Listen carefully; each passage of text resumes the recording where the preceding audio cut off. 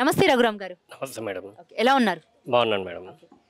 అయితే గడిచిన 10 ఏళ్లలో ఎప్పుడు కూడా ఆంధ్ర తెలంగాణ అనే వర్డ్ రాలేదు. అల్లు అర్జున్ అంటే విషయం జరిగినప్పటి నుంచి కూడా దాని తెర మీదకి ఇప్పుడు ఆంధ్ర తెలంగాణ అనే వర్డ్ని తీసుకొస్తున్నారు. అంటే ఓ పక్క నుంచి చూస్తుంటేనేమో ఎలా మాట్లాడుతున్నారు అంటే ఆంధ్ర వాళ్ళు తెలంగాణలోనే బతకడానికి వచ్చారు కాబట్టి జాగ్రత్తగా ఉండాలి అనే దానికి తీసుకొచ్చారంటే ఈ విధమైన మాటలు ఏ విధంగా చూడొచ్చు మనం?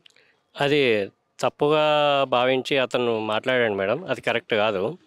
ఇన్ని ఏళ్ళ నుంచి మన తెలంగాణలో ఉన్న ఆంధ్రాలు కానీ, తెలంగాణ కానీ, రాయలసీమ కానీ, కోస్తాంధ్ర నుంచి లాస్ట్కి మన చివరిలో ఉన్న వైజాగ్, అక్కడ శ్రీకాకుళం నుండి వచ్చిన చాలామంది ఉన్నారు. ఇంతవరకు అన్నదమ్ములు అనే భేదం లేకుండానే జీవనం సాగిస్తున్నాం ఇక్కడ. కానీ ఈయన వచ్చి ఏదో అల్లు అర్జున్ అది చేసిన తప్ప కరెక్టా, తర్వాత వాళ్ళు ఇష్యూ చూసుకుంటారు, ఏదైనా ఉండనియండి. అది ఆ ఫిలిం ఇండస్ట్రీ గురించి మాట్లాడండి. కానీ ఆంధ్ర వాళ్ళు ఇక్కడ బతకడానికి వచ్చారు, అదే అనే ఎమ్మెల్యే గారు ఎవరైతే అన్నారో అది ఖండిస్తూ ఉన్నాం మేము. ఈ నెల నుంచి ఇంతవరకు 10 years అవుతుంది. ఇక్కడ ఉన్న వాళ్ళు, ఈ కాలనీలో ఉన్న వాళ్ళు మ్యాక్సిమం 70% ఆంధ్రాని, నేను కాదంటలేము. కానీ దీని గురించి చాలా వరకు అతను వ్యతిరేకించడం మనం చేయాల్సింది. ఆయన వెంబడే క్షమాపణ చెప్పాలని ఈ మీడియా తరపు నుంచి మేము కోరుకుంటున్నాం. రైట్. అయితే కాంగ్రెస్ పాలన విషయానికి వస్తే ఏం చెప్తారంటే ఎలా ఉంది? దాదాపు 1 year వస్తుంది కాంగ్రెస్ పాలన వచ్చి. 1 year అయినా మేడం, అది ఏం లేదు మేడం, శుద్ధ. ఎందుకు అంటారా, మన ఏమన్నాడు, 6 పాలనల గురించి అడ్డుకుంటున్నాం అంటున్నారు.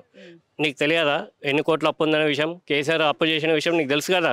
తెలిసినప్పుడు ఇన్ని అప్పులు, పదవులు ఇస్తాను, హామీలు ఇస్తాను, 6 పథకాల్లో ఒకటి ఏది, కరెంట్ ఒకటి ఇచ్చిండు, ఒకటి గ్యాస్ ఇచ్చిండు, ఒకటి ఫ్రీ బస్ ఇచ్చిండు. మిగతా వాటి గురించి మాట్లాడితే మన అసెంబ్లీలో ఏమన్నాడు, లేదు అడ్డుకుంటున్నారు, అప్పులు ఉన్నాయి.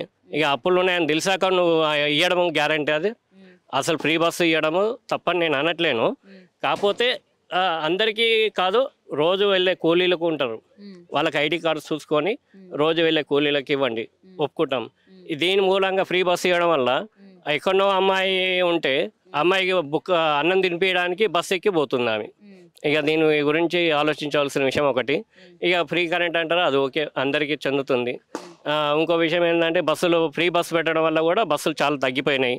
ఈ కాంగ్రెస్ పాలన ఎంత దరిద్ర పాలన ఇంకోటి లేదు మేడం. లా అండ్ ఆర్డర్ అంటే లా అండ్ ఆర్డర్ విషయానికి వస్తే ఏం చెప్తారంటే ఎలా ఉంది? లా అండ్ ఆర్డర్ ఏముంది మేడం, ఓన్లీ ఇప్పుడు ఏమంటారు, మత్తు పదార్థాల గురించి ఒకటి వస్తుంది మేడం. మత్తు పదార్థాలు ఆటోమేటిక్గా అది ఎప్పటి నుండో ఉన్న విషయమే. కాకపోతే ఇప్పుడు వాళ్ళకు ముడుపులు ముట్టాలి కాబట్టి వాళ్ళని బయట పెడుస్తున్నారు. ఇంకోటి ఏంది, రెస్టారెంట్ల గురించి పడుతున్నారు. ఈ లా అండ్ ఆర్డర్ అంటే మెయిన్ అదేగా మేము. ఇక తర్వాత తాగిన ఉంటే 1 గంట దాకా లైన్లో పెట్టున్నారు, మళ్ళీ పోలీసులతోటి మాట్లాడిపిస్తున్నారు. అది ఏందో వాళ్ళు చూసుకోవాలిగా మేము. కానీ ఇదైతే కరెక్ట్ కాదు మేడం. వాళ్ళ కాంగ్రెస్ పాలన అయితే కరెక్ట్ కాదు. ఒప్పుకున్న పథకాలు ఏదో అమలు చేయాలి. 1 year లోపల కాదు, 100 days 300 days చెప్పిండు, ఇంతవరకు ఏమీ రాలేదు మేడం. ఆ లా అండ్ ఆర్డర్ అనేది మనం దాని గురించి అంత చెప్పడం అయితే కాదు. రేవంత్ రెడ్డి వైఖరి విషయానికి వస్తే ఏం చెప్తారు? ఎందుకంటే ఆయన మాట విధానం చూస్తుంటే పక్క నుంచి ఇంతకు ముందు అంటే ఈ మధ్య కాలంలో కొంచెం మార్చుకుంటూ వచ్చారు. ఆ బూతులు మాట్లాడే విషయం కానీ లేకపోతే ఈ విధమైన అంశాలన్నీ అసలు ఏ విధంగా చూస్తారు మీరు? ఇప్పుడైతే ఇంతకుముందు బూతులు మాట్లాడాడు.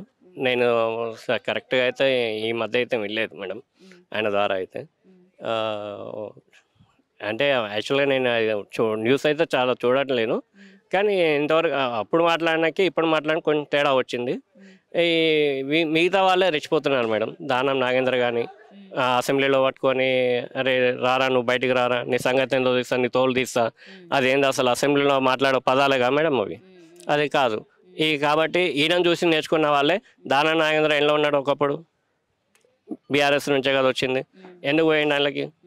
అది కాకపోతే వాళ్ళ పద్ధతిలో వాళ్ళు ఉండి వాళ్ళ నడవడిలో బాగుంటే ప్రజలు కూడా, చూసేవాళ్ళు కూడా అరే పాలన మంచిగా ఉన్నా చెడుగా ఉన్నా కానీ మాటలు బట్టి ముందుకు సాగుతారు మేడం. ఏదైనా అంటే రేవంత్ రెడ్డి ఇంకొక 4 సంవత్సరాలుగా సీఎంగా ఉంటారని మీరు అనుకుంటున్నారా? లేదు మేడం, లేదు. ఎందుకంటే కొన్ని పొలిటికల్ లీడర్స్ ఉన్నారు మేడం. దాన్ని బట్టి నాకు తెలిసిన అవగాహన ప్రకారం అయితే 4 ఏళ్ళు ఉండడు మేడం మ్యాక్సిమం ఉంటే. ఇప్పుడు ఈ హైదరాబాద్ మూలంగా రియల్ ఎస్టేట్ మొత్తం బస్సు పట్టిపోయింది మేడం. ఏడన్నా ప్లేస్ కొందామన్నా ప్లేస్ కొనిక కూడా ఏమీ అంత అవగాహన లేదు మేడం. అది దాని మూలంగా ఒకటి. ఏం మేడం అది ఏమో నీళ్ళు పట్టుకొస్తున్నాడు, ఏం పట్టుకొస్తాడు మేడం మూసిగాడు. ఎన్ని నెలల నుంచో ఉన్నారు వాళ్ళు. ఒక హైలైట్ చేసింది ఏంది, ఆ సినిమా ఇండస్ట్రీ మీద పడ్డాడు. ఫస్ట్ అకినాయ్ నగర్, తర్వాత పొరపాటు జరిగింది అల్లు అర్జున్ మీద పడ్డాడు. దాని మించి వాడు ఏం చేయలేదు మేడం. అంతే ఓవరాల్గా రేవంత్ రెడ్డి గవర్నెన్స్కి మీరు ఎన్ని మార్క్స్ వేస్తారు? మేము వేస్తాం మేడం అంతే. ఏం పేరు నీ పేరు? నిఖిల్. నిఖిల్ ఏం చేస్తా? బీటెక్ ఫైనల్ ఏ college? Malla Reddy university. MLR college. Okay right. అయితే మన సీఎం ఎవరు? మన సీఎం ఎవరు? రేవంత్ రెడ్డి. ఎందుకు మీకు తెలీదా? నేనేం పట్టించుకోండి ఇట్లాంటి, ఫస్ట్ ఆఫ్ ఆల్ పాలిటిక్స్ ఏం పట్టించుకోండి. అవునా? Okay right. అయితే 1 year అవుతుంది కదా కాంగ్రెస్ గవర్నెన్స్. అంటే నీకు ఊహ తెలిసిన దగ్గర నుంచి నీకు ఇప్పుడు పాలిటిక్స్ అంటే ఏంటో, లేకపోతే అసలు పొలిటీషియన్స్ అంటే ఎవరు, మన సీఎం ఎవరు అనేది ఇప్పుడు కొంచెం నీకు అవగాహన వస్తూ ఉంటుంది. రైట్. అయితే అబౌట్ గవర్నెన్స్ గురించి నువ్వు ఏం చెప్తావు? అంటే ఎలా ఉంది పాలన, రేవంత్ రెడ్డి పాలన గురించి అసలు ఏం చెప్తావు? ఎందుకంటే ఫ్రీ, నువ్వు బేసిక్గా కాలేజ్కి వెళ్ళాలంటే బస్సులో వెళ్ళాలి, రైట్? కాలేజ్ బస్కి ఆర్టీసీలో వెళ్తా. నార్మల్ అయితే ఇక మొత్తం ఆర్టీసీ అంటే మీకు తెలిసింది ఉంటుంది, మొత్తం అమ్మాయిలు ఉంటారు. నాకు ఫుట్బాల్ కూడా ప్లేస్ దొరకదు నార్మల్గా అయితే. ఏదో ఊగులాడుకో వెళ్తాం కాలేజ్కి అంతే. ఈ ఆర్టీసీ బస్ అంటే ఫ్రీ అంటే చాలా ఇబ్బంది ఉంది మాకు అంతే. 1 word ఆన్సర్ చెప్పాలంటే అంతే. అవునా?